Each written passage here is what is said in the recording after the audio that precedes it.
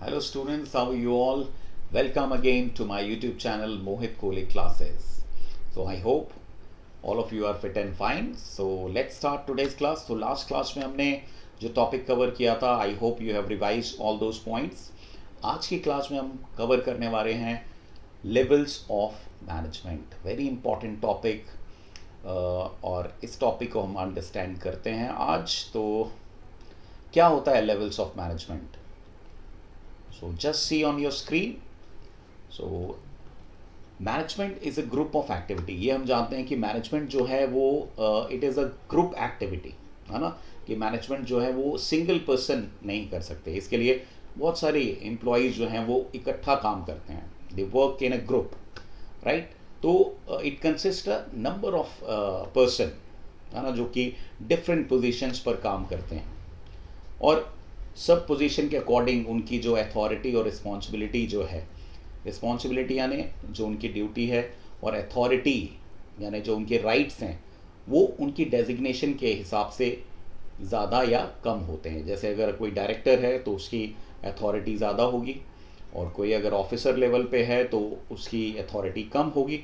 तो डेजिग्नेशन के according responsibility कम या ज़्यादा होती है, ठीक है. So on the basis of this, यानी कि जितने the amount of authority and responsibility you have, a chain of superior subordinate relationship is created, है ना. एक चेन क्रिएट की जाती है जिसे हम बोलते हैं superior subordinate relationship, right.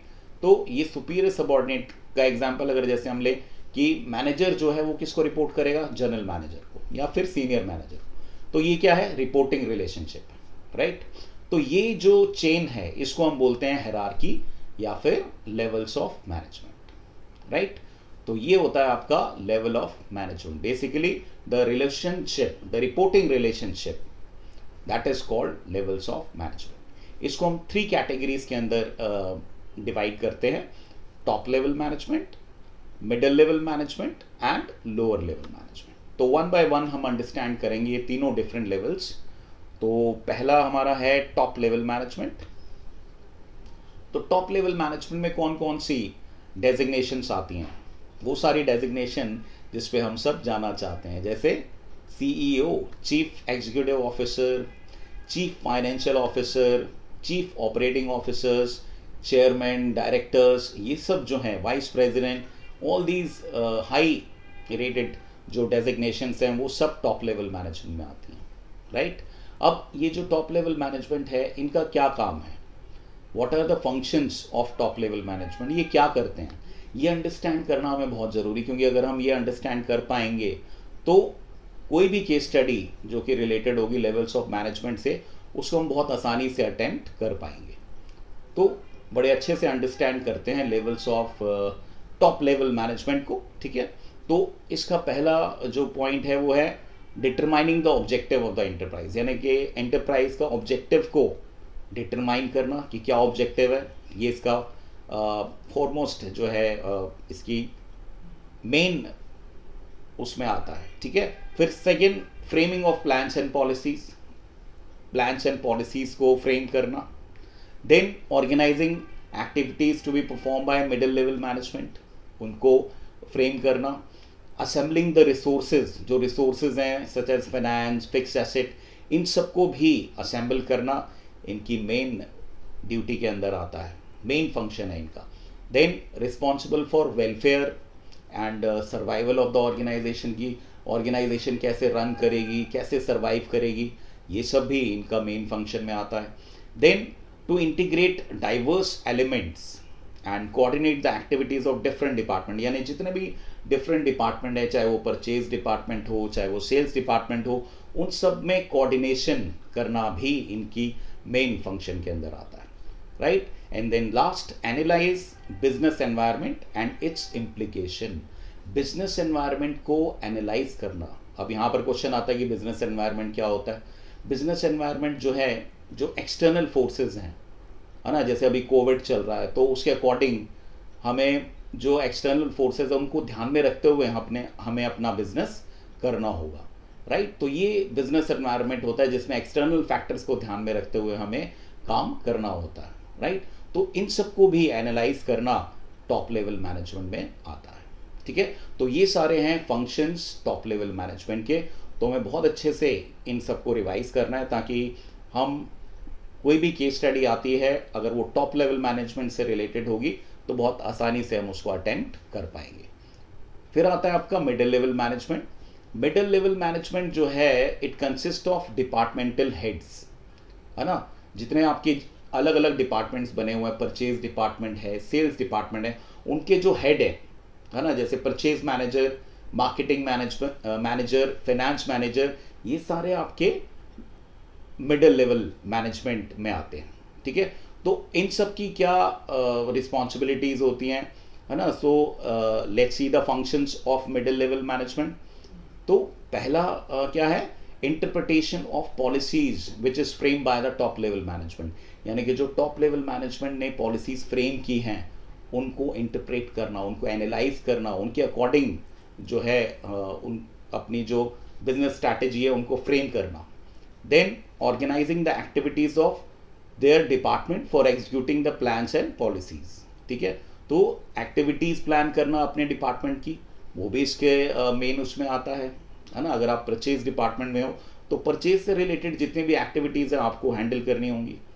Then finding out, recruiting और सिलेक्शन और अपॉइंटिंग द रिक्वायर्ड एम्प्लॉयज, यानी कि जो रिक्रूटमेंट प्रोसेस है उसको भी एग्जीक्यूट करना मिडिल लेवल मैनेजमेंट में आता है।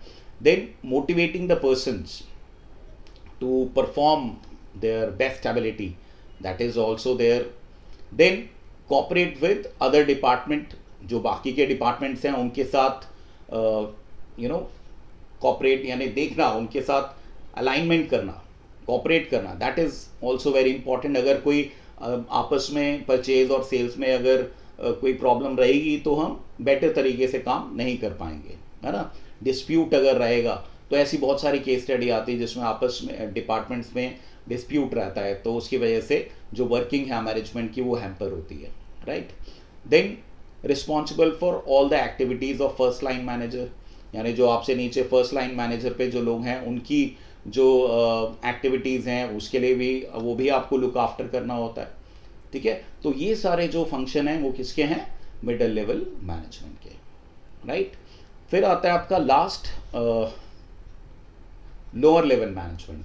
तो lower level management consist of supervisors, superintendents, foreman, सब डिपार्टमेंट एग्जीक्यूटिव, क्लर्क, ये सब जो फर्स्ट लाइन मैनेजर्स होते हैं, है ना, ये सब जो हैं आपके लोअर लेवल मैनेजमेंट में आ जाते हैं।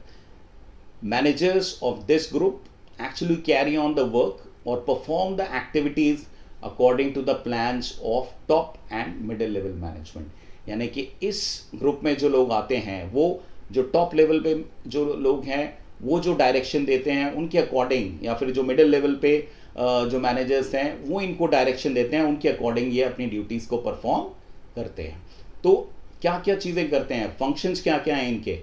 फर्स्ट, रिप्रेजेंटिंग द प्रॉब्लम और ग्रीवेंसेस ऑफ वर्कर्स, वर्कर की ग्रीवेंसेस को सुनना, उनकी प्रॉब्लम्स को सुनना इनका मेन फंक्शन है। Then maintaining good working conditions, good working condition हो, कोई प्रॉब्लम ना हो, healthy relations between the superior and subordinate should be there, ये भी इनका मेन केआर है। Then looking to safety of workers, worker की सेफ्टी को लुक आफ्टर करना, कहीं उनको कोई प्रॉब्लम ना हो, कोई डेंजर ना हो, ये भी इंश्योर करना लोअर लेवल मैनेजमेंट का की ही रिस्पॉन्सिबिलिटी है। Then they try to maintain precise standard of quality, quality को ध्यान में रखना, एक स्टैंडर्ड ऑफ क्वालिटी मेंटेन करके रखना। Then they are responsible for boosting the morale of the workers, workers का मोरल को बूस्ट अप करना, क्योंकि फर्स्ट लाइन में है आप, अगर आप उनको मोटिवेट करते रहेंगे तो आप बेटर आउटपुट जनरेट कर पाएंगे, तो ये भी एक इंपॉर्टेंट फंक्शन हो जाता है लोअर लेवल मैनेजमेंट में। Then minimizing the wastage of material and maintaining safety standard, है ना, तो मिनिमम वेस्टेज होनी चाहिए ताकि कॉस्ट को हम कंट्रोल में कर सकें। And then last, responsible for quality, quantity of output and loyalty of workers, है ना, तो ये भी इसका एक मेन उसमें आता है कि भाई क्वालिटी अच्छी हो, क्वांटिटी भी हम अच्छे से आउटपुट निकाल सकें। सो ये सारे जो हैं वो all these functions are of lower level management. Right? I hope you have understood all the levels of management. चलिए अब हम इससे रिलेटेड एक केस स्टडी अटेम्प्ट करते हैं, जिसके अंदर हम case study just read on your screen. Pranya Kohli has recently joined XYZ Limited, a company manufacturing refrigerator. यानी ये कंपनी क्या बनाती है? रेफ्रिजरेटर बनाती है. She found that her department was understaffed. इसको मैंने हाईलाइट किया हुआ है रेड से. तो उसने क्या फाइंड आउट किया कि वो डिपार्टमेंट जो है अंडरस्टाफ है, and other department were not cooperating with her department for smooth functioning of the organisation. और बाकी के डिपार्टमेंट जो हैं उनके साथ कोऑपरेट नहीं कर रहे हैं. Then, therefore, she ensured that her department has the required number of employees. और then she ensured कि भाई उसके डिपार्टमेंट में जितने नंबर्स रिक्वायर्ड हैं पर्सन्स के, एम्प्लॉयज़ के, उतने होने चाहिए. So and is cooperation with other department is improve. Right? तो अगर इसमें देखें तो क्वेश्चन क्या है? Identify the level eight which Pragya Kohli was working. तो किस लेवल पे वो काम कर रही है? तो अगर हमने फंक्शन अच्छे से किए होंगे तो हमें पता होगा कि ये कौन से फंक्शन की बात कर रहे हैं हम. तो जैसे कि रेड लाइन से हम हाईलाइट कर रहे हैं दैट हर डिपार्टमेंट वाज अंडरस्टाफ्ड. तो सिलेक्शन की बात कर रहे हैं, रिक्रूटमेंट की बात कर रहे हैं. ये किसका काम है? मिडिल लेवल मैनेजमेंट का. राइट? तो इस तरीके से हमें केस स्टडी को क्रैक करना है. और बाकी दूसरे क्वेश्चन में पूछा गया है कि state 3 more function required to be perform by Pragya. और कौन से फंक्शन की हम बात कर रहे हैं प्रज्ञा जो परफॉर्म करेगी? तो पहला तो हमने ये आइडेंटिफाई कर लिया कि वो मिडिल लेवल मैनेजमेंट पे काम कर रही है, और फिर हम बाकी के उसके जो मिडिल लेवल के फंक्शन हैं उसको हम इसमें लिखेंगे. राइट? तो I hope you have understood the levels of management. Very easy. Revise it in homework and we will carry on the next class. So goodbye, see you in the next class.